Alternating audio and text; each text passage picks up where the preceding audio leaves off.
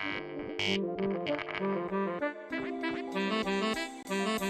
everyone, Scott Hansen here from NFL Red Zone. I hope you're checking out 1 hour of 5 Yard Rush, one of the best podcasts on NFL football in the UK.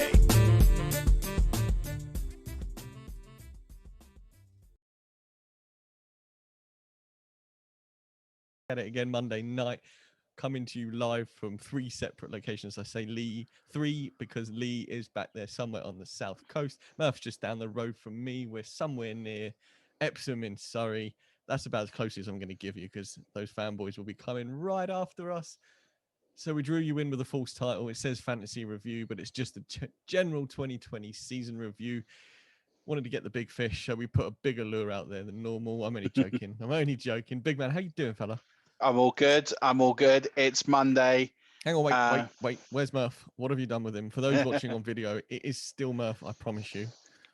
Right, I've just I'm doing the Benjamin Button thing. I've decided, I saw Brad Pitt do it and thought I could do it better. So yeah, I've just reversed the aging process, and I've stepped back into prime 2005 Murph. When I show you a picture from 2005, 2006, you'll go, oh yeah, spot on. I don't age. I just get younger. It's better and younger. This is what happens. So it's basically like going back to when we last won a Super Bowl. Basically, I've just decided, we've won a Super Bowl. Why not go back to what I looked like when I won a Super Bowl? Yeah, I got the wife to cut the hair and I cut the beard probably a bit short, but it is still there, as you can kind of see. But probably a bit short. Is that's very short considering what you have had. But listen, we found out today that they're not going to open up hairdressers until April the 12th at the earliest. So I just thought now I don't have to worry about it for 2 months. That's very true. What time is it now? Tactical. What time have we started this? Nearly 6:30. Are we expecting a huge drop off at 7 o'clock British time if you're watching the live stream because Boris is on the other channel? I don't know why. I've already leaked what they're going to say. Well, I mean, it wasn't leaked. I mean, if you watched at 3:30, he said exactly what he's going to say at 7 o'clock. So, listen, I want that kind of promise and audience. I know what I'm going to do. I'm going to say the same stuff, but using different words. Yeah, we can do that with this show. So this is the smart person show, and then we can go back on at 10 and just do it for other people. Well, why not? I mean, double exposure. Double bubble. Boris has got the right idea. If you are from anywhere that isn't the UK and wondering what the devil is going on, the plans for national lockdown are coming out or are out, depending on when, if, and how you're listening to this. So Murph and I are just waxing lyrical about what the Prime Minister of our country has said. Yeah, you got to understand. Is anyone still watching? But you got to understand, for anyone that's not in the UK, that we've been in a lockdown for quite a long time. Basically, all of 2021, we've been in lockdown. We've had 2 previous lockdowns to that. Things have been shut for a very, very long time. And today is the day that the beginning of the end starts in terms of returning to life with a bit more normalcy. And this is a day that I think everybody in the UK might still be skeptical and worried, but everyone should embrace and be happy that this plan is realistic, that they're unveiling today, and the hopes of by the 21st of June, which is not long after my birthday. So, cheers, Boris. I mean, I would like to have put it forward 10 days, but, we'll take it. At least that way we're going to be able to reform some form of normal life. We'll be able to have less restrictions. We'll be able to go to the studio. We can actually start to resume normal life. And that's exciting. I know it's not soon, but it's also not that long. I mean, three and a bit months, it seems like a long time. 4 months, but it will go quickly. People will get vaccinated in that time. Things will start to ease. Things will start to get better. From the 17th of May, we're allowed in people's houses. I mean, that's a massive thing for us because we've just not had that for so long. And I think it's really touching that the country are deciding to do this around my birthday. I mean, I had, Live Aid when I was born. I mean, the world of the concert when I was born, not long after I was born, to celebrate my birth. I mean, there was something about the feeding of Africa that they had to sell it to the networks, whatever. But and now, the world is going to resume not long after my birthday. So I appreciate everyone held me in such high regard that all these things are happening around such a momentous day, such as the day of my birth. But Would that be funny? If Boris Johnson jumped on this podcast, I think we'd have to stop. I think that would literally be the pinnacle of. Oh, well, I mean, if he does jump on at 29 minutes before his national TV appearance, the man is doing life right, just chilling out before he goes on stage. And we'd turn around and he'd be like, throw a touchdown, don't throw a touchdown, but throw a touchdown, but don't throw a touchdown, but throw a touchdown, but don't throw a touchdown. We don't need Boris's fantasy advice right here. He'd basically be, the way I could describe that speech is Todd Gurley's accidental touchdown run last year. If there's literally like a video that you could show to actually capture that moment, it would be Todd Gurley's touchdown run. Was it Detroit? Was it against the Lions? I think it was against the Lions. Yeah. For the Falcons, I think that is it. That is literally, we should just voice that over with a Boris Johnson lookalike, and package that out. And now he's never coming on the show because he's heard that. Who, Todd Gurley or Boris? Both. So we mentioned the rushies last week. We're going to be this week. Obviously, we flexed that because of our boy Brian jumping on from his car in upstate New York. I think it was upstate New York. Yeah. We're moving that to next week. We do now have a theme, Murph. Am I correct in saying that? Have I opened the can of worms here? Yeah, no, you haven't. So we're going to do food awards. So basically what's going to work, we're going to have a guest. We're all going to have some awards. So give us some nominations for food awards.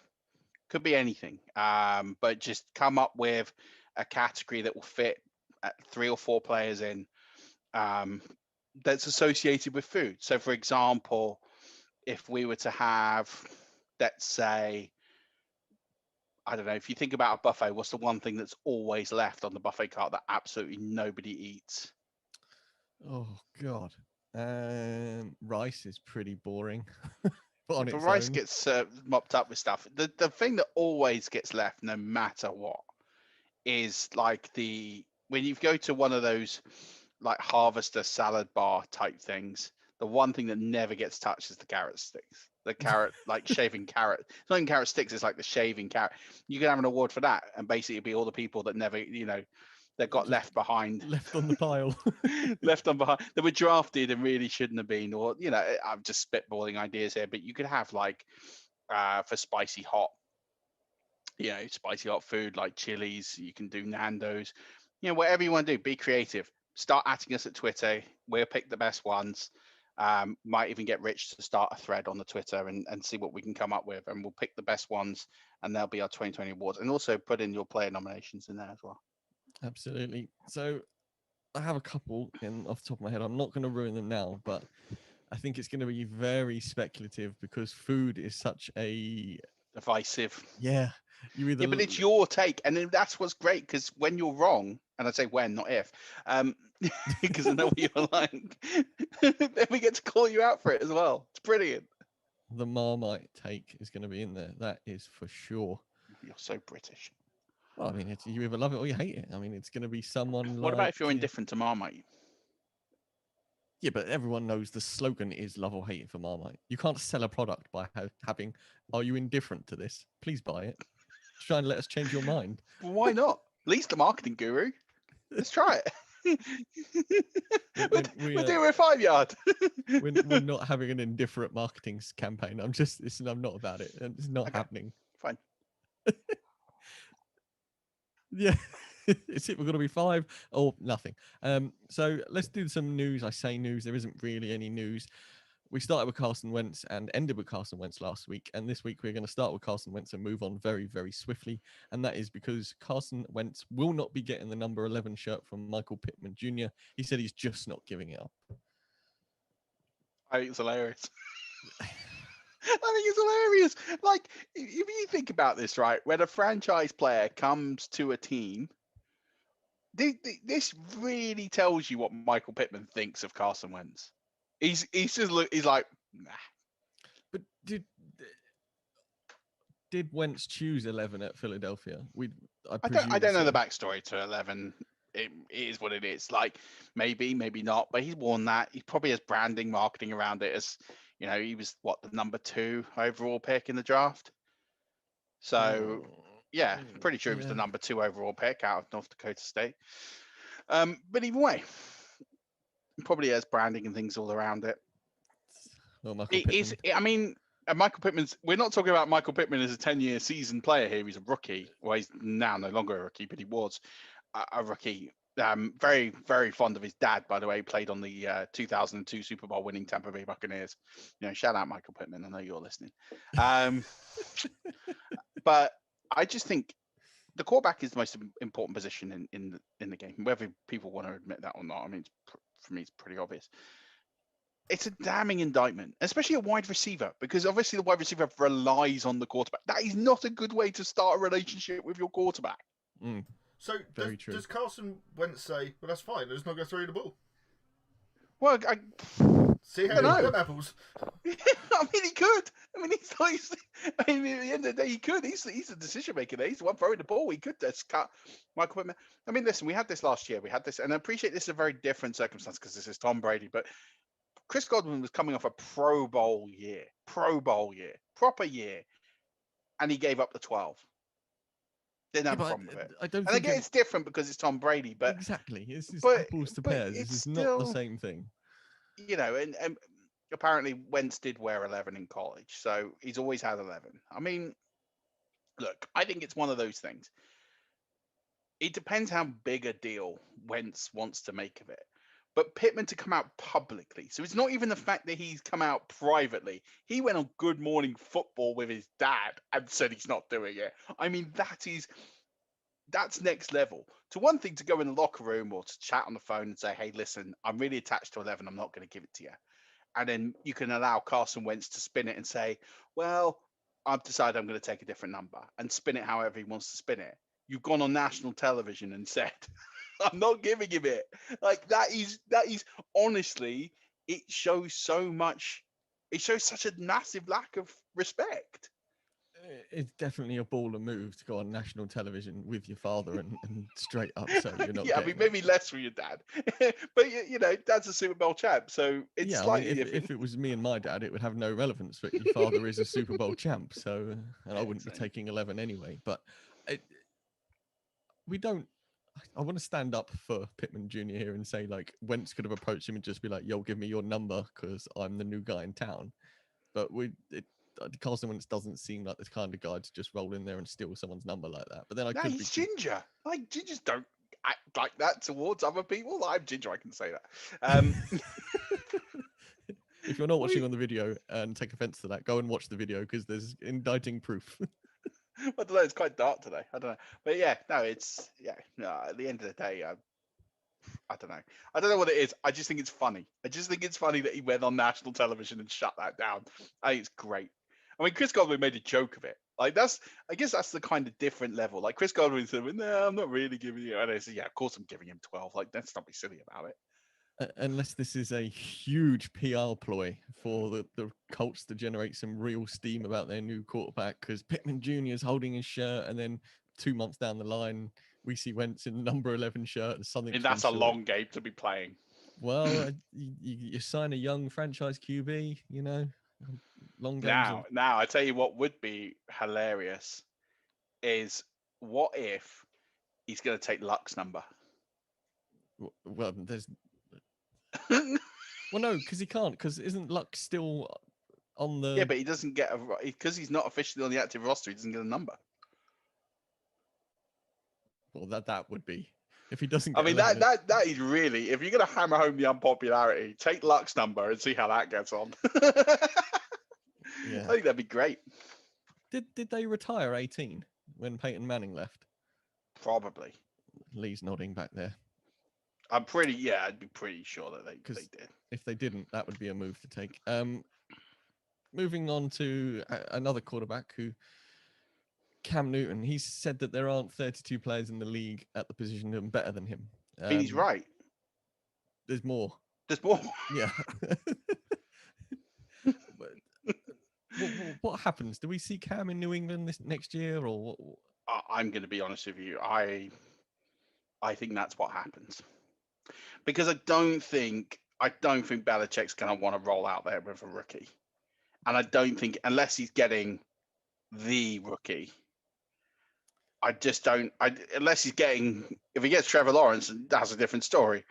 I just can't see. If he gets Trevor Lawrence, then people are missing a huge jump in the draft right here. And exactly. That's what I mean. I can't see Bill rolling with a rookie. You got to remember, I don't think Bill Belichick has ever rolled with a rookie. Maybe he did in Cleveland. He didn't with the Jets, and he never has done with the Patriots. Yeah, I mean, to be fair, he's never really been around the area drafting the good rookie quarterbacks have fallen to. So yeah, Tom Brady for 20 years. But at the same token, like, he's not. When you think of all the great things Bill Belichick has done, developing quarterbacks isn't something that you would put on his resume, rightly or wrongly. I just don't see them rolling with a QB. And then you're just thinking of the market with everything going on. Cam knows the system. I just see it. I just see him rolling out another year with Cam Newton. Do I think it's the right thing to do? No. Can I see the logic in it? Sure. It sounds very boring. It does, but they'll be better. They'll be better in. Oh God, Lee's just put in the chat. What about Fitz? I mean, it wouldn't be cheaper. Cam's going to want next to nothing. No, that's true. And to be fair, New England is the only stop in the AFC East he's not played for, so that he can complete the set. I mean, does he get to start putting hotels on the clubs and things like that? Is that what happens in NFL Monopoly? I don't know. Or if you play for all four, do you then go for the 5th Infinity Stone of the Super Bowl and get like the Thanos glove? Do you realize they can't put Fitz in the Hall of Fame because he's played for too many teams that they're just on the bust that they would have to make for him? There wouldn't be enough space for all the teams he's played for. That's the only reason he's not getting in. Maybe they'd have one of those little like paper rollout scroll things where you pull the tab and it comes out with the whole team. Fun fact though, Fitz's Buccaneers jersey does hang in the Hall of Fame museum. What? I don't know. I remember he was the only QB in history to throw for 3 consecutive 400-yard games, which someone will do at some point, but he was the first to do it. You say someone will. Do you think someone will? Yeah. It's a lot of This yards. is a passing league. It's going to happen again. Mahomes will do it at some point. Well, I mean, unless he's a stay-at-home dad now. I mean, congratulations, Patrick. Oh, yeah. But, yeah. Did you see the pregnancy shoot photos? That was... I don't dial into that. No. Well, I scrolled past it on social. It was very drapey, shall we say. There was a lot of that does bring a new definition to the word doom scrolling, but yeah. Well, I can't help it if ESPN post it. You know, it's just... Yeah, it was. Well, congratulations anyway, the Mahomes guys. I mean, it's definitely better than winning a Super Bowl being a dad. At least that is what he will be telling himself. Well, yeah. I mean, to be fair, he has won a Super Bowl as well, so he's got that to fall back on. He's also lost one. Yeah, which again in itself is quite an achievement to even get to 2, and there's plenty of players who have never been there. So being a dad will be definitely top of their list. Very true. And then something's happened in Pittsburgh about cap savings, blah, blah, blah. We'll move on. No.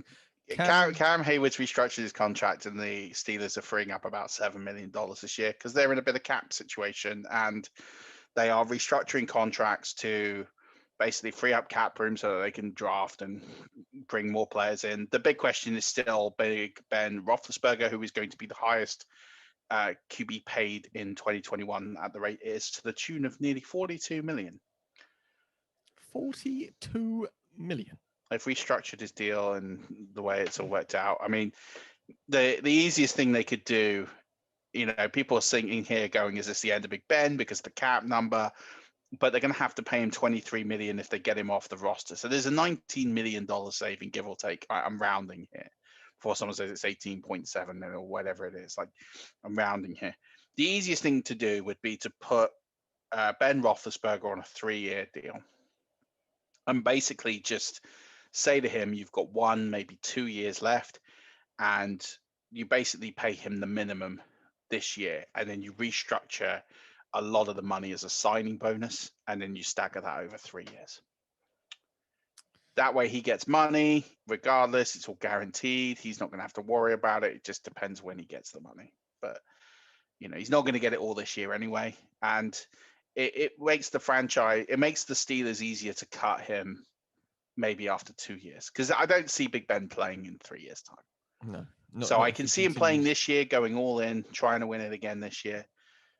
And then I can see them handing the torch over to someone next year. Yeah. Transferring. Yeah, makes sense. Right, today's show, we are, unlike the title, if you're watching on the live stream, says it's not a fantasy review. That is coming. Had a slight issue behind the glass, but, we're all human. We make mistakes, Lee. Don't let it happen again. Lee never makes mistakes, so it's like the first time ever, so we're allowing it. We tried to change it and we couldn't, so it is what it is. Yeah, so there is no fantasy review. It is just a 2020 season in review show. We're going to go through our favorite points from each bit of the season, I suppose. So free agency, off-season, draft highlights, that sort of thing. Murph, would you like to go first or second on the first segment, which is free agency? What was your highlights of free agency? Mine's pretty obvious. We'll just talk about Phil Rivers and then we'll move on. Well, listen, I'm a quarterbacks guy, and there were obviously two big moves, which was Tom Brady going to the Buccaneers, and the other team that was in that was the Colts. So Phil Rivers obviously left LA and then has signed for the Colts for a year. He's now subsequently retired. Listen, I think there was, when you think about free agency and you think about the moves that make significant changes to franchises, both these guys were probably the biggest difference makers in free agency last year. We saw what Tom Brady did. And I'm not going to go through it all again, but in terms of his leadership and quality and what he delivered, that might be the best free agency signing of all time. I can't think of any signing where a player has walked into a franchise and turned them from a losing team who have lost for consecutive years to drive them to a title. So for me, and I'm biased, so I get that. And if you have better ones, put them in the chat, tweet us, whatever, because I'd love to hear him. But for me, I think he's the best free agency signing of all time, regardless of what happens next year. And Philip Rivers was a great one. You got to remember the Colts didn't make the playoffs with Brissett. They got stuck with the Andrew Luck retirement so late. We're talking about it was during the preseason period. Like they didn't have time to really react, test the market, and go get someone. So they rolled with Brissett. They paid him a 2-year contract because they were kind of snookered into doing it. Because it's like, well, if he works out good, we need to get him under contract for next year. And if he doesn't work out well, we've not paid him silly money to it was smart. It was smart management to give him the 2-year deal by Chris Ballard. Didn't quite pan out. I thought it might, but it didn't. And then and then Rivers took them to the playoffs. It was a big one. And it was nice to see Rivers back in the playoffs again. It's been a long time. It was a nice way for him. I know he didn't win it, but it was nice for him to end his career in the playoffs with a playoff team. And he had a good year. He didn't have an amazing year. Didn't have a bad year. He had a good year. It was, not groundbreaking, but I thought he played pretty well. It was a good final season. It was a nice way to go out. So I thought for me, they were the two biggest. I know you've got one on here that I also agree would be right up there, but I just think the two quarterbacks were too big and the impacts that they had was tremendous. If my memory serves correct, obviously Rivers moved from LA to the Colts before Brady picked a side, and there was a moment where because I thought there was talk of Brady going to the Chargers at some point, very briefly at the start. Started with the Chargers, and then Rivers left the Colts. He left the Chargers, but.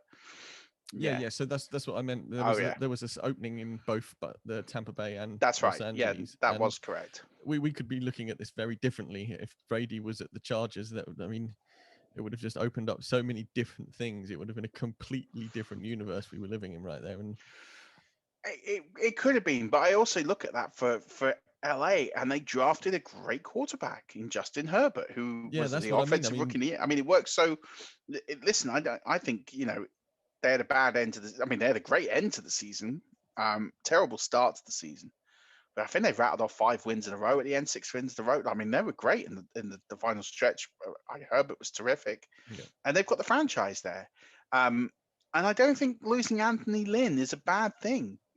Listen, wonderful guy, good football coach. Have no issue or problem with Anthony Lynn. I don't think he's a bad coach. I don't think he was particularly bad in LA, but they always lost the close games. And you need to get somebody in who's going to build a culture around these guys, because the talent was too good for the results they were getting.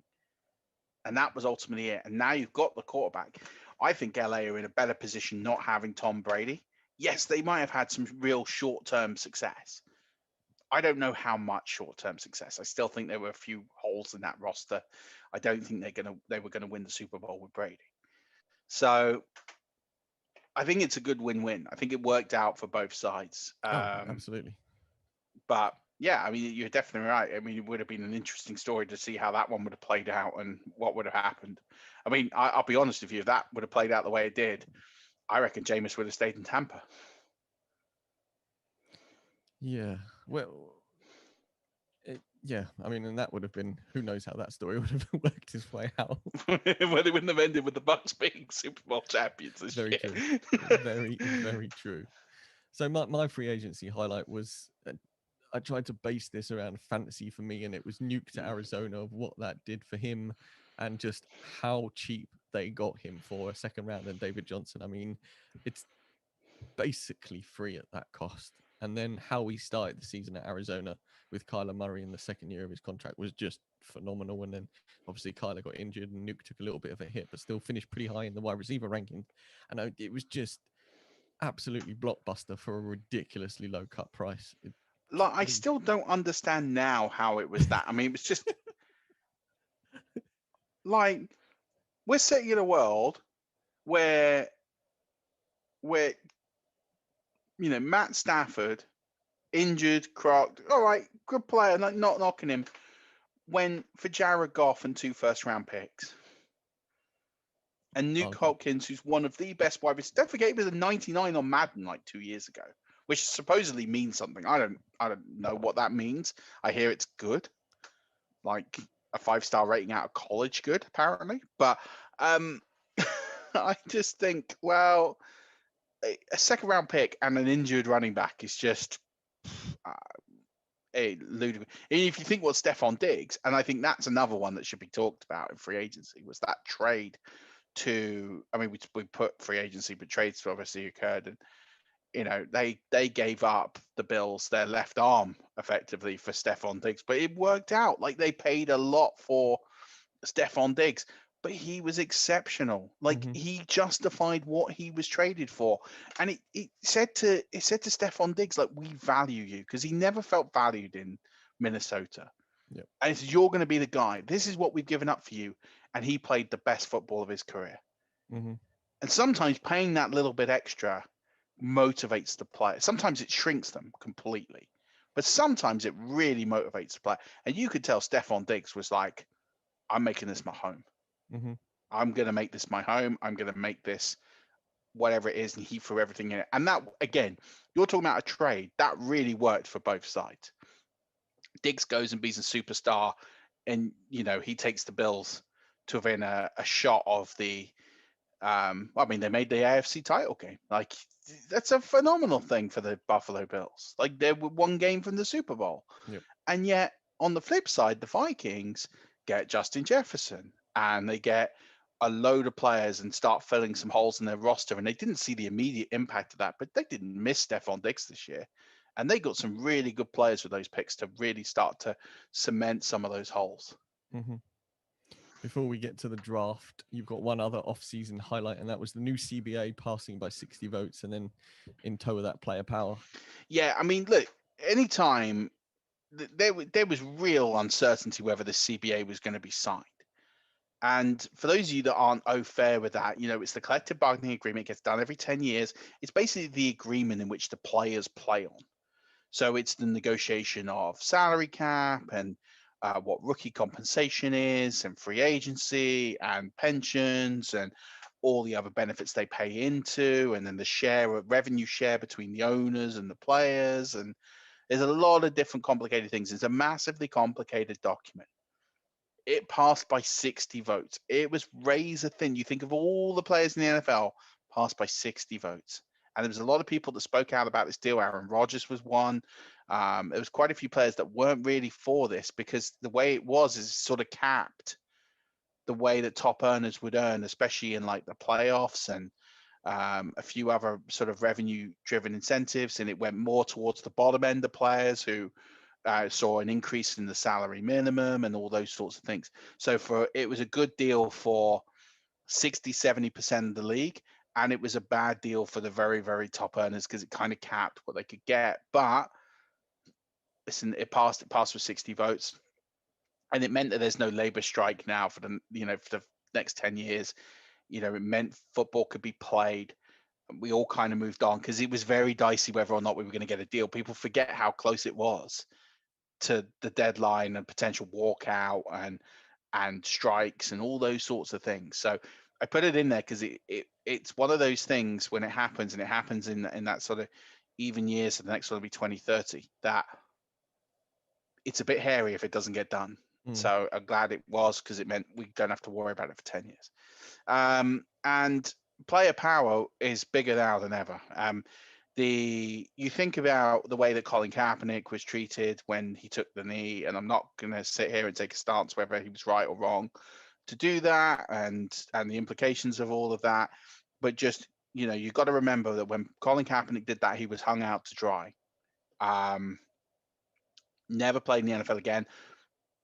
I don't think it's entirely the protest. Maybe I'm naive. I'm willing to admit that I probably am naive on that. But I don't think he was a starting caliber quarterback for me in the NFL, especially at the end. Like, he was a bit of a joke at the very end of his time in the NFL. But I don't know how seriously he was taking it and how much of the effect everything that was going on. But what the players did is they, in light of the race riots and what was going on, the George Floyd incidents and terrible perpetrations that occurred, and we've spoken about this previously, the players all stood up and they started making videos, and they managed to get the NFL to admit that they handled the Colin Kaepernick situation poorly and incorrectly, and effectively got them to apologize, which that's a massive thing. And now what you're seeing here and where this is going, influential players in the National Football League are going to have more of a say, and they're going to start challenging the owners. And you're seeing it this season. Tom Brady rocks to Tampa. He gets a massive say in the organization about who they sign. He got the final word on who they signed. Do you want Antonio Brown? Yes or no? Yes. Okay, we'll sign him. Do you want Leonard Fournette? Do you want Gronk? Because we'll make it happen, but only if you want it. If you don't want it, we won't do it. He got a final say in coaching, leadership, all those sorts of things. And now you're seeing Deshaun Watson upset that he doesn't have that say. You're seeing Russell Wilson upset that he doesn't have that say because people look at what Tom Brady done and thought, that's kind of cool. That's cool. I get to choose who I want to play with. Now, listen, at the end of the day, Tom Brady's earned that right. I don't think anyone else has. But at the same token, these players are going to want more of a say in ownership structures and who is getting hired and who is going to be responsible for their careers. And you're going to see this over the next few years. They're going to really push and push and push these boundaries. And they're going to keep winning because they're the ones that make the money. They are going to get what they want. Whether they get it now, whether they get it 2 years from now, they will get what they want. The Deshaun Watson is the real test now. Because if he does what he says he's going to do, and he's going to hold out, and he's not going to play for the Texans ever again, and he doesn't get traded, that's going to be a really interesting scenario to see who balks first, Deshaun Watson or the Houston Texans. Because if the Texans fold, I tell you now, the other 31 owners will be scared because he's got an ironclad contract. I'm not talking about a guy who's in the last year of his deal, he sits out, he's earning, a few million here or there. We're talking about a franchise player. We've never seen this before. It's such a massive thing. But yeah, I think player power is here, and it's that statement to get the NFL to admit, and Roger Goodell personally, not even just the organization, they got the commissioner of the National Football League to go on television and apologize and admit they handled it poorly. That is a massive statement that these players now, It's going to become, if you're not familiar with the NBA, player power is everything in the NBA, and the NFL is trending that way. Whether it does it now, 5 years from now, players are going to rule the league. Yeah, and I think that was a massive thing for me. Yeah, I agree. If you were a fan of the show and you've been listening for a little while, you know that Murph's Cliff Kingsbury take from the draft was, well, I mean, it wasn't just Murph's. It was pretty much everybody noticed just how nice Cliff Kingsbury's house was during the draft process.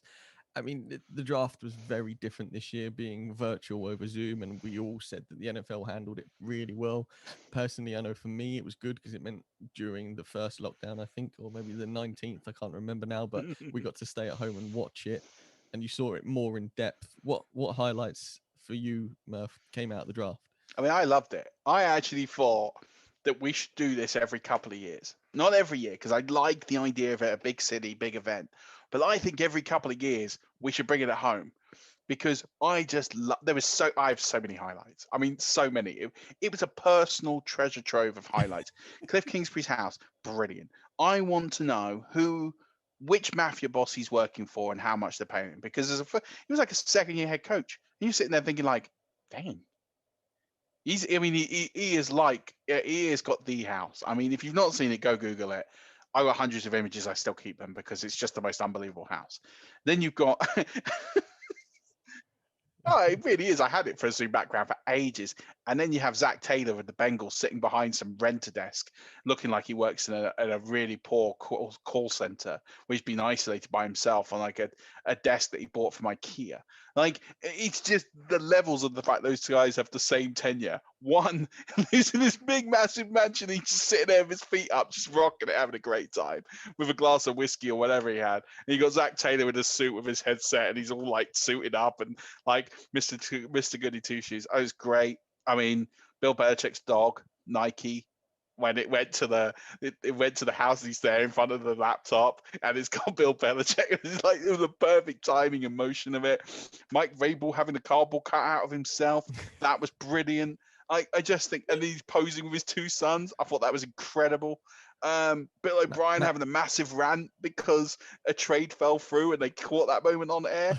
That was hilarious. I mean, like, so many Rodgers sweet jar, and it's just his little, like, by day 3 he was so exhausted from doing this that he sort of slumped in his chair. Remember the 234th pick in the NFL draft. The Kansas City Chiefs select some no-name out of some Division II school. And he's like, he was like half dead at the end of it. I really thought that they were going to have to put an IV in him, because like, the only thing that was crap, the only thing that was really bad about the whole draft. Oh, let's not forget CeeDee Lamb with his phone. His girlfriend took his phone and he snatched it right back. I mean, there was so many great moments. I mean, it was a highlight reel of just everything I've ever wanted. Players that were really disappointed with where they landed up, and they couldn't hide their disappointment like an Oscars award show. But the one thing that was bad was the booing. I mean, that was crap. Like, they've pre-recorded the boos to Roger, and he was trying to, and like, listen, fair play to him. He embraced it, and he's like, yeah, come on, guys, come on. I was just like, you're doing it to a TV screen, Roger. Sound engineer. Yeah. But the rest of it was brilliant. I thought they did a fantastic job. Really, really, really good. And I like I said, I'd advocate for that every couple of years. Do it at home. I think it'd be brilliant. I think we also miss Matt Patricia just chilling at his kitchen table with his sons. Yeah, they were doing some painting all the time. I also realized, I was like, wow, Matt Patricia lives in a house like I do. Like, it's just like, he didn't even bother to clear it up. And then you got John Elway without some sort of huge trophy cabinet with Lombardis. Oh God, who was in the hunting lodge? Mike Zimmer. He had the Vikings. He had like this massive like hunting lodge that he was in. Yes. I was like, oh, he's rented a hunting lodge for the draft. I love it. With like the big deer head that was over the fireplace. I was like, this is perfect. I mean, it really showed off. Like Bill, the things that shocked me was Bill Belichick. I mean, he's won 6 Super Bowls. He's been New England Patriots, coach for like 20 years. And you think, I must live in quite a nice house. And you look at it and you think, yeah, that just looks like a normal house. It's like he lives like a normal house in a normal neighborhood, and he probably pays like $250,000 for that house. Yeah, but he's been rich for so long now that he's just back to normal. He's done all the stuff at the beginning, and then he's just thought, you know what, my old neighborhood where all my friends were was much nicer than this huge house I've got. Maybe. I mean, explain. This is my draft house. I mean, it was just so ordinary. Yeah. It was like, oh, okay, this is interesting. It was great. I thought the insight into it, Sean McVay's house was pretty cool. Classic surfboard in the background, standard McVay. It was cool. I just thought it was great, and if that's how they got a draft this year, I'm all for it. Yeah, I think the one thing you haven't mentioned that I liked was seeing the players in their homes with their families, because we see them, especially day one, that they're at the tables or wherever they are, when it's all glitz and glamour and, walking up to the stage, or they were going to be boated up to the stage. Whereas this year it was in the house with their families, like we were watching with our families, and it was very close, and it was almost as if not my phone would have rung and someone was going to offer me but that could almost have happened with the way it was set up, and I really like that. It was a personal look into their reaction at draft day, because even if they are nervous and stuff at home, you're going to be a much different person than you are sat at a table. So the only one who wouldn't have been any different was Joe Burrow, because he knew what was happening and he knew where he was going straight away, almost as soon as he declared. So I thought it was great. I loved it with Tua, with his family, and he was all dressed up in his like native dress and everything. Mm-hmm. There was some really cool moments from players that were picked. Loved Tristan Wirfs when he got drafted and he was celebrating with his mom, and there were just so many great moments. I just thought it was. Do you know what it did? It really personalized the meaning of getting drafted. Even those guys in like the 6th and 7th round. Like watching those guys because those guys get no love. Like you don't get to see them on draft day. Yeah, a picture comes up, you watch their videos, and then like there were some of these guys who were just so happy when they got drafted. It was fantastic to see. I just thought it was brilliant. And again, if it has to happen like that this year, I'm all for it. Yeah, like I'll tune in and I'll rewatch, because the thing is, you can rewatch them because you might miss the reactions at the time and go back and rewatch it. I don't care. I mean, like. The only draft highlights I can think of the last few years, Christian Wilkins almost knocking over the commissioner. I mean, that was classic. I mean, brilliant. That might be one of my all-time favorite draft moments where he's like jumping into him. David Akers having a go at the Dallas crowd in Dallas. And he's like, the NFC East champions, the NFC champions.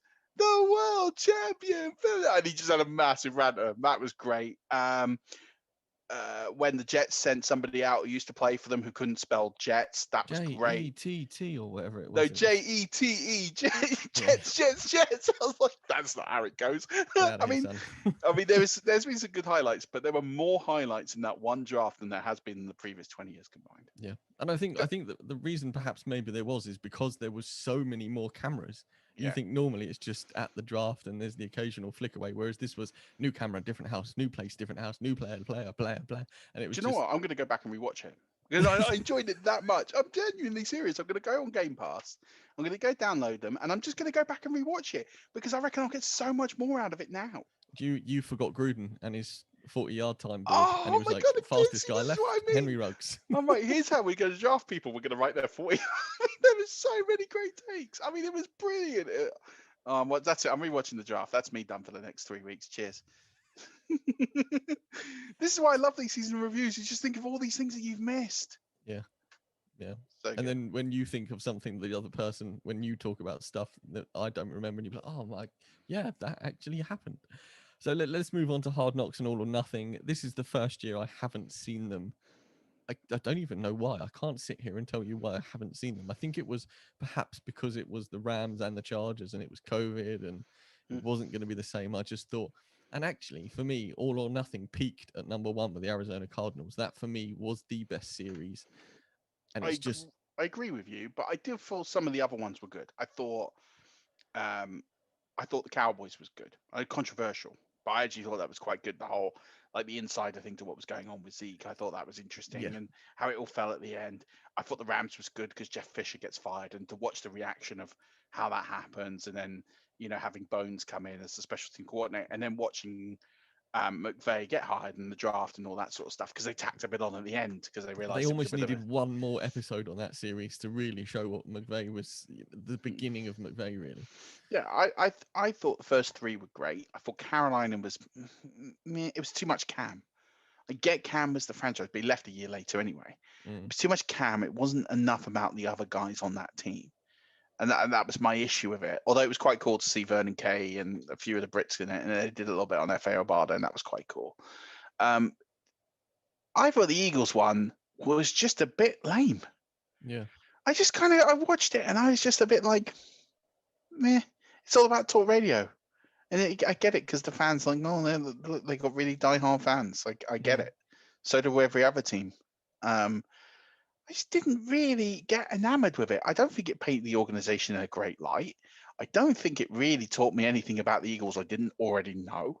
Like, I like having like you didn't see a lot of the owner. At least with Carolina, they did bits with Tepper, they did bits with ownership, and like when they signed Eric Reed and stuff like that. Like, that was quite cool when they did that. There were bits of the Carolina bit that was quite good. There's absolutely nothing of the Eagles. Like, they went to a school and did a charity day. Yeah, okay, fine. Wait, hang on. We got Brian on the phone again. No, Brian, you cannot come on this week. You're going to be doing it too often. Sorry, carry on. I just felt the Eagles All Nothing was just didn't really have a lot of substance. And as for Hard Knocks, this was the worst Hard Knocks. It was terrible, because at a time where we're all so up to our eyeballs in COVID, what's going on, how it's affecting us, it was too much COVID. I wanted to watch that and get away. And I get COVID's a massive thing. Like, I get it. We're all living in it. We know how big it is. We know how much impact it's going to have on the organization. But it was literally all COVID. Oh, we're going to watch 8 players have a COVID test. I need to see it. That's not good television. And I get it's hard. They must have been really struggling for content, because they didn't have all the tackling practices. They were trying to create storylines. It wasn't quite there. You know, Cliff Kingsbury, like, pretending to think that he's trained his dog to do something miraculous when he hasn't. I mean, Jared Goff putting in his backyard. Like, it was just like, this is it? Really? You got Jared Goff he's built a crazy golf course in his house. That's kind of like the best bit. Sean McVay's trying to get his dog to do a bloody slam dunk with a basketball. Like, it's just like in a pool. Yeah, all right. And he doesn't do it. That's the worst thing. And he takes his t-shirt off. And then I just thought. And then as for the Chargers, I couldn't tell you anything about Hard Knocks at the Chargers that was interesting to watch. Oh, someone's having a hold-in. Great. Oh, look, they signed the contract. Surprise. Justin Herbert. Oh, he's a bit rusty at first. Oh, look, he's starting to get better. Oh, Tyrod's got their team. The only thing about Hard Knocks was when the Chargers didn't practice because of the Breonna Taylor stuff. That was probably the only interesting bit, where they didn't walk out to practice, and to see how that reacted and the players' reaction to that. Other than that, it was dull. I was just bored. And if you haven't seen it, just don't. There's nothing. I was going to say, unlike the draft, Murph, where you're going to go back and rewatch it, your damning indictment of Hard Knocks and All or Nothing this season have meant that I probably will definitely not watch it now. I mean, go watch All or Nothing. All or Nothing has something to it. It's just not. It's not a great series, but it's watchable. I wouldn't even say Hard Knocks was watchable. I think I'm sorry. I wait for the Tampa Bay All or Nothing this year, because wow, that would be the team to do it right. Imagine how good that would be. That would be the season to end all seasons if you All or Nothing, because you follow Tom Brady to Tampa. You've got Bruce. They pick up Gronk, who's a personality in himself. You've got Devin White and Winfield Jr., who's obviously a guy from what we saw in the Super Bowl. And then they win the Super Bowl. It's not as if the Cardinals got so close in the season 1 but didn't make it, and then obviously we know what happened after that. But this would be 0 to 100 episode 1, and it would just keep going all the way to the Super Bowl. Yeah, you'd probably need like 12 episodes minimum. I know you don't do 8, but I think it wouldn't be enough. I think you'd need more episodes. There'd be so much content in there. Yeah, I think they could probably stretch it as well if they started with an 8 episode and they got 4 or 5 in and thought, well, this is going pretty well, and then you get to the postseason, we could stretch another one out of this. And I mean, they could do an episode on the celebrations after. Yeah, absolutely. With the boat, throwing the Lombardi, great. There's so much on there. Respectful, Mr. Brady. Okay, let's do some regular season highlights. What was your best game, Murph? Ours are a week apart, and it involves the same team. So you start. I mean, I've got two because I actually couldn't split them. One as just a storyline, and then one as just an incredible watch. So the first one was the Cowboys' miraculous comeback over the Falcons. Just that whole madness of the fourth quarter, the 16-point lead, the onside kick being muffed, everything that went along with that was just unbelievable. It's something I never thought I'd ever see. And then the week after, the Browns versus the Cowboys game, which was just, I forgot how good that game was. It's got like 3 of the 5 best touchdowns of the season in that one game. I mean, just incredible. I mean, if you're a defensive purist, it's not one for you. But if you just love offense like on supercharged, it is for you. It's a great. If you've got Game Pass, go and watch the Browns Cowboys game. Unbelievable. Both of those games were brilliant. Easily the 2 best games of the year. I mean, it would have been so easy for me to say the Bucks Super Bowl or any of the Bucks victories in the regular season, but I deliberately picked 2 games I just thought if someone put them on the TV, I would sit there and I'd just watch them over and over and over again, and I'd never get bored. And those 2 games I'd never get bored of watching. For me, it was the Bears comeback against the Falcons in week 4 after the Cowboys had just done it to the Falcons in the week before. They were trailing, bring in Nick Foles, come back. Nick Foles leads them 4th quarter comeback, and then the Falcons fold it 2nd week in a row. It's just it was Trubisky, wasn't it? I'm fairly sure Foles came in. Foles started the game, but didn't Trubisky? Oh, maybe you're right. I thought Trubisky came in week 4. Lee, can you fact check this for me, please? You might be right, actually. Maybe it was Foles that came in and he threw the touch. I couldn't remember. I thought Foles was I think you're right, actually. Yeah, because I think it was the one that Trubisky got benched and then Foles came in and won the game. No, I think you're right. Because Trubisky did something similar later on in the season. That's why I'm getting confused. It was pretty much all season, wasn't it? They were in and out, and nobody really knew until MVP Mitch turned up. Best touchdown, Murph, came from one of your 2 games. Yeah, it did. Jarvis Landry lobbing the ball to OBJ for the Browns in that game versus the Cowboys. I mean, listen, it's got everything. It's got a flea flicker, great coverage, great route, great catch, great touchdown. It's got everything. Jarvis Landry threw a touchdown pass that was better than, well, it went further than anything Drew Brees threw all season, which isn't saying much. It was certainly prettier than any ball Cam Newton threw all season. I mean, it was just a great touchdown. I mean, I just loved it. Listen, there's something about wide receivers throwing touchdowns is just great, and I'm all in for it. It's like the 30-yard screamer in Premier League football. Like I just could watch those all day. I could watch wide receivers all day lobbing 30, 40, 50-yard passes. Am I correct in thinking Jarvis Landry is also left-handed? Come on, neither of you know this. Something's in the back of my mind telling me that. I know he used to be a QB in college. I thought you were going to say I knew he used to be left-handed. Maybe he's ambidextrous. I don't know. I don't really pay attention to hands unless they're quarterbacks. Well, it's just when somebody throws it left-handed, it looks peculiar, as we've seen with Tua. So for some reason, I've got this feeling that Jarvis Landry is left-handed. I could be completely wrong. You might be right. I don't know. My touchdown, best regular season touchdown, when I got set this and I was thinking about touchdowns, Lee, are you nodding because it's correct? Yes. Yeah, very good. I've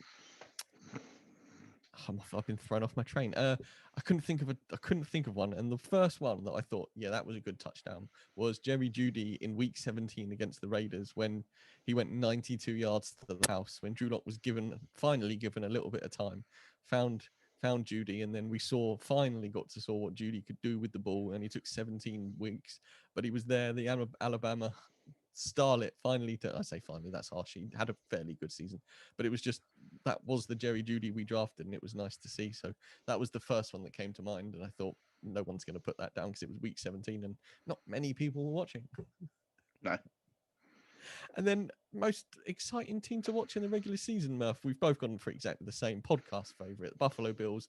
Josh Allen was phenomenal. Stefan Diggs was great. D was good. Had everything.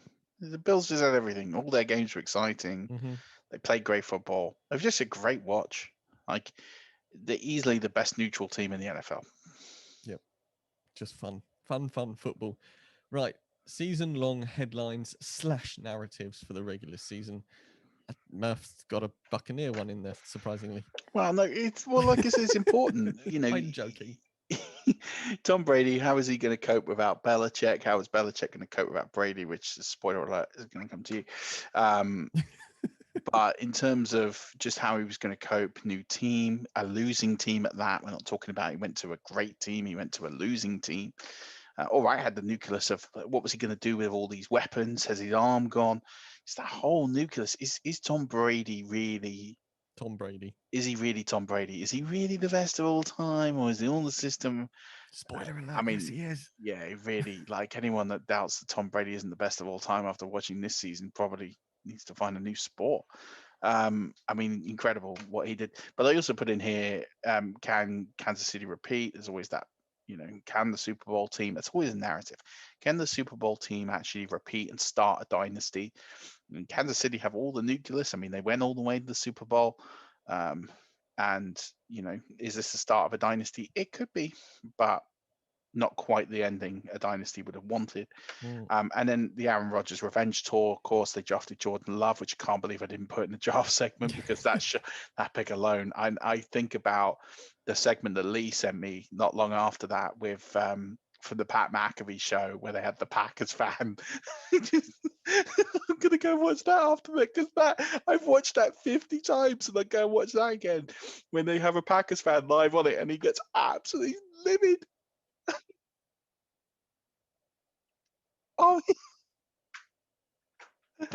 Oh my God, that might be one of the best mistakes ever. Oh, it was great. I mean, listen, that's another one. I'm going to go, if you can't, I'm going to tweet that one out so people can go and watch it because it is brilliant. But yeah, the whole, now they've drafted Jordan Love and give him help. How is he going to go on? I mean, spoiler alert, he went on and won the MVP. But those were three brilliant storylines for the season for me. And there was so many more COVID and all that, but those were the pick for me. Yeah, the Aaron Rodgers one was, I could have put that and been boring and just sucked that one up as well because after drafting Jordan Love, Aaron Rodgers was obviously pissed. And were we going to see the Aaron Rodgers we all know and love for football? And we certainly did through most parts of the season. Mine was that, Brady was gone from New England and it was going to be, well, was it Brady and Belichick or was Belichick just pulling Brady's strings? Or was Brady superb and covered up for, obviously Belichick is a superb coach, but did he elevate Belichick's position? It wasn't sure, but then they got their new Superman in Cam Newton and everything was going to be all right for a season or two. And as Murph said, spoiler alert, the Brady-led Buccaneers won the Super Bowl and New England were terrible. Yeah. So I was excited to see what Cam Newton would do at a new team. We obviously knew he wasn't the Cam Newton of his MVP season, but yeah, that one didn't go well for the New England Patriots. Murph just mentioned the regular season MVP. We both had Aaron Rodgers down, and rightly so, because he was outstanding. I almost put Josh Allen. Yeah, I know you. I would have, when I saw this, I thought you would have put Josh Allen. I was really close to putting Josh Allen. I just couldn't do it. I just thought Aaron Rodgers was a little bit better. But I tell you what, I wasn't very far away from putting Josh Allen because I thought Josh Allen was terrific. And we've talked about how much we love Josh Allen on this show. So it's just his attitude, his desire, everything about that kid. I just love it. I'd love to go and have a beer with Josh Allen. I think of any NFL player, and I'd be starstruck by many. But I think Josh Allen, I just think would be so much fun to go and have a beer with. And it would end up going for a table at some point because the Bills Mafia are strong. So. Yeah, absolutely that. I mean, yeah. And listen, at least you could probably neck a beer, unlike the reigning MVP, Aaron Rodgers. Shade. Right, Murph, who was your most disappointing regular season team? Had to be the Dallas Cowboys. And I get that a lot of it is Dak's injury, but listen, spoiler alert, they went great before Dak went. I mean, they were electric to watch, but their defense was terrible. Mm-hmm. I mean, we talked about Dallas Cowboys being a Super Bowl contending team at the start of the season.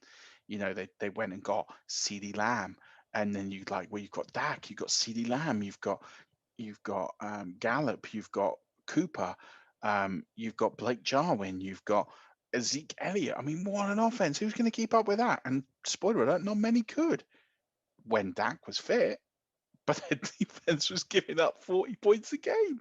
I mean, I don't think I've ever seen a defense as bad as the Dallas Cowboys in those first 6 weeks of the season. I mean, it was dismal. I mean, so bad. It made me think I might get a job as someone who can play for the Dallas Cowboys D.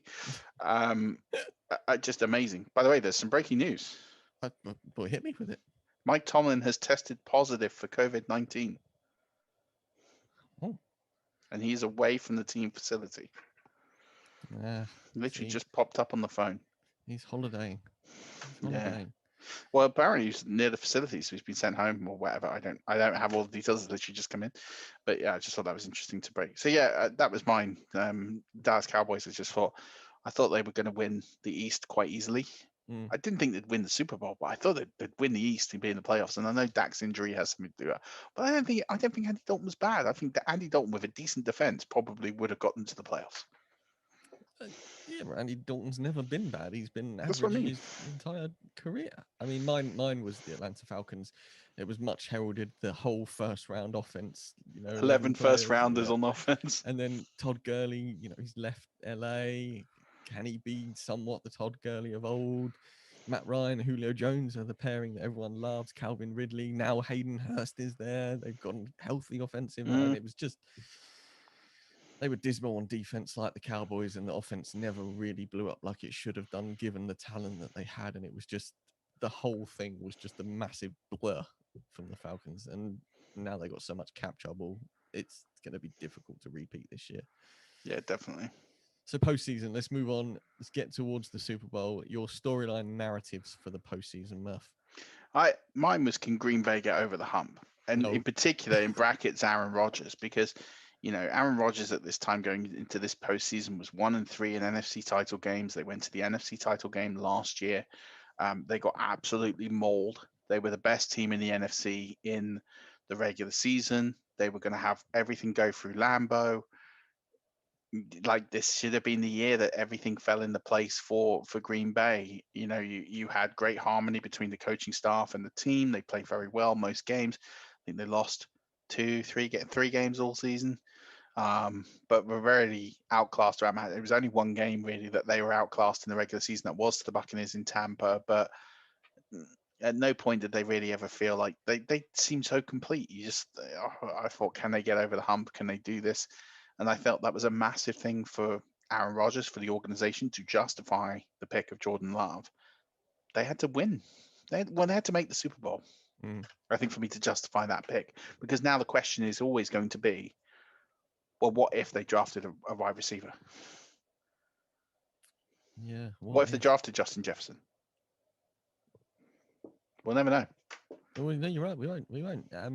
Mine, as soon as the postseason finished and the Buccaneers got in, my storyline and narrative was, can Tom Brady get to the Super Bowl and win it to prove he is the greatest of all time? Because for me, he was before he went to Tampa, and it was the perfect storyline for me for him to go to another team.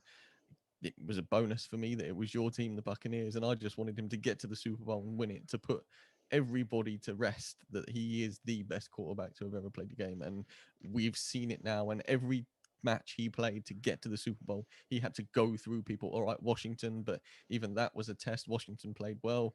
Then you had to go to the Saints, beat Drew Brees. Then you had to beat Aaron Rodgers, and then you had to beat Patrick Mahomes. It wasn't as if it was a cakewalk. They got into the playoffs. Once they were there, they were lethal. And that was it for me. It was Tom Brady. Is he the greatest of all time? And guess what, fair guys and girls? Yes, he is. And also, just on this, we talked about this when we talked about Drew Brees, and we're going to talk about this when we talk about Aaron Rodgers. Those guys combined have 2 Super Bowls appearances, and Tom Brady has 10. Mm-hmm. He's 10. I think 17% of his he's won 17% of the Super Bowls in the Super Bowl era or something. Yeah, I mean, it's crazy. And let's just put it this way, that Super Bowl wins isn't the end all be all, but appearances is a lot. Eli Manning has more Super Bowl appearances than Aaron Rodgers. Eli Manning, 500 for his career, but when the game was on the line, that boy turned up. I'm not saying it's all Aaron Rodgers, and I'm not saying that. I'm not besmirching Aaron Rodgers and the talent and everything, but you have to question. There is something there. There is something there that in the big game, in the very, very biggest of occasions, in the biggest of and Aaron Rodgers wasn't the reason that they didn't win that football game against the Bucs. It wasn't the reason, but he also wasn't the reason they went and won it either. Yeah. I just think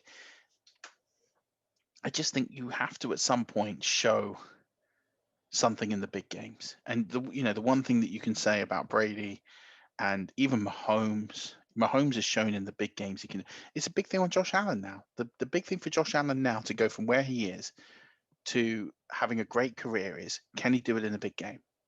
Because he didn't do it in the AFC title game. He didn't do it last year in the playoffs when he choked against Texans. Oh, actually, they came back against the Texans. I think they went out the following round. But I think at the end of the day, he's proof of. No, they didn't, because the Chiefs beat the Texans. That's right. You're right. So yeah, they had that big lead, and Josh Allen choked the year before. That's the thing. He's won a playoff game now. Lamar Jackson, very much in the same. Yep. He's going to have to prove that he can win big football games. All these guys are now in this group of players that need to just get a couple over the hump. Just a couple, just get to a couple. I mean, I know Aaron Rodgers has done it, but he needs to, for me, just needs to get to a second. It doesn't even have to win the Super Bowl. He just has to get to another Super Bowl for me.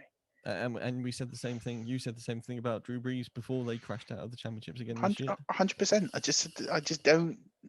People will say he's one of the best of all time, and I just think no. I think he's a great quarterback. Does he deserve to go in the Hall of Fame? Yes, he does. Best of all time? Is he in the conversation? Absolutely not. And I can't put Aaron Rodgers in that conversation yet. He gets to another Super Bowl, I can do it. But for me, and again, that's not everything. Given ability and everything, it's great. But you've got to produce in the big moments. Again, Big Ben's won Super Bowls. Okay, he's not done it for years, but in the big moments, he came up with very, very big plays. Yeah.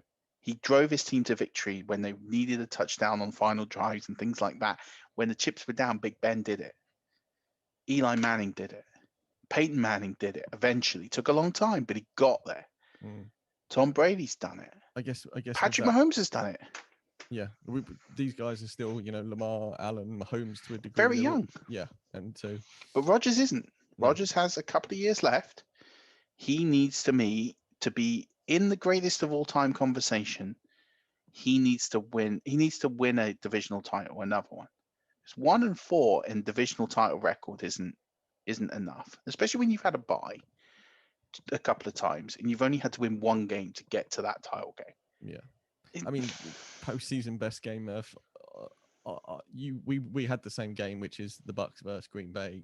Had everything, didn't it? But I went sideways because I didn't want to agree with you again. I went with Chiefs Browns just because of the Chad Henne magic in the fourth quarter, just because I thought that was good fun to watch, and it was perfect because Mahomes wasn't there. They had somebody else who could step up and just get them over the line, and perhaps the Browns actually deserved to win that one. But yeah, the Henne magic in the fourth quarter was what I went with in the best game for the postseason. But quite rightly, you've gone for the NFC Championship game, Bucs Green Bay. Yeah, listen, I thought it was a great game. I thought they had everything. You had an intriguing matchup, two great quarterbacks. The Buccaneers nearly tossing that game away. Brady throwing 3 picks. The defense doing it. You just had a bit of everything in there, and that's what the best part was. Yep. And then finally, last category, postseason MVP. You can go first. You've gone for Buccaneers linebacker Devin White. Yeah, Devin White for me. I think you have to give it someone on this defense. You can shout Sean Murphy-Bunting with 3 interceptions in 3 games. You can talk about Levante David. You can talk about Shaq Barrett. You can talk about. There's so many guys you can give it to, but the one guy who consistently turned up every single game through the playoffs and was a massive difference maker. In fact, he missed the game versus Washington. But when he came back for that game against the Saints, he was in it. 2 interceptions. He got an interception in that game. Got an interception in and a fumble recovery in that game. He got an interception in the Super Bowl. Devin White was everywhere. And for me, this is where I have a problem with PFF. PFF have him as a below average linebacker. I don't understand that. I know I'm biased. I know I'm biased. I watch Devin White with great excitement. I don't understand how he's a below average linebacker. I just don't get it. I don't get statistical analysis tape watching, whatever it is. I don't understand it. It doesn't make sense to me how he is a below average linebacker in the NFL. I think for me, he's easily in the top 3 linebackers in the NFL. I appreciate people might say he's in the top 5 or the top 10. I can't see him being outside the top 10. The plays he makes, the difference makers. The amount of times he comes, he's always where the football is. Mm-hmm. You watch the amount of times he might not force the fumble, but he might pick up the ball and run with it. Or he might force the fumble, but he might not recover the ball. He misses tackles sometimes and he misses in plays, but I don't think it's that many. I think he more in positive plays far offsets what he misses. Yeah, I think he's done himself name value wise a world of good from his postseason performance. He's been absolutely fantastic. So absolutely, you think about great linebackers and what they do, and I think that him and David together are an unbelievable combination. I heard a thing with Greg Cosell this week that he was saying that when they do draft previews, when he does draft previews, he doesn't do linebacker as a draft preview because he's just like, well, it's a position. It's not overly important. Like, it's a position. They make a lot of tackles, but they're not difference makers. And he said, I've reevaluated based on the performances of Devin White and Levante David over what they do. Yeah. I think that's massive. I just think, I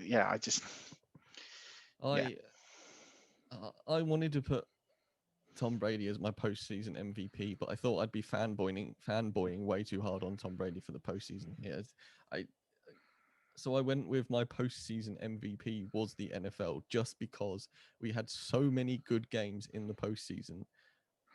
It was fantastic. It had absolutely everything. There was good defense, good offense, good storylines outside of the games. I mean, it was, and the fact that it got done on time, the Super Bowl was on Super Bowl Sunday. It was just, the NFL for me massively won in respects to a sport in general, garnering new attention. I mean, you only got to look at the Super Bowl numbers here in Great Britain. It was the most watched Super Bowl, I think, in a long, long time, if not ever. So yeah, for me, the MVP of the postseason was the NFL. It was a fantastic end to the superb season that took our mind off of COVID, unfortunately, when perhaps we should have thought about other stuff, maybe a little bit. I mean, it's hard when you're this wrapped up in fantasy football and the NFL in general to think about much stuff else, right? I think that's a very fair shout, and I think that the NFL showed that they're the leading sports industry in the world and sports organization in the world.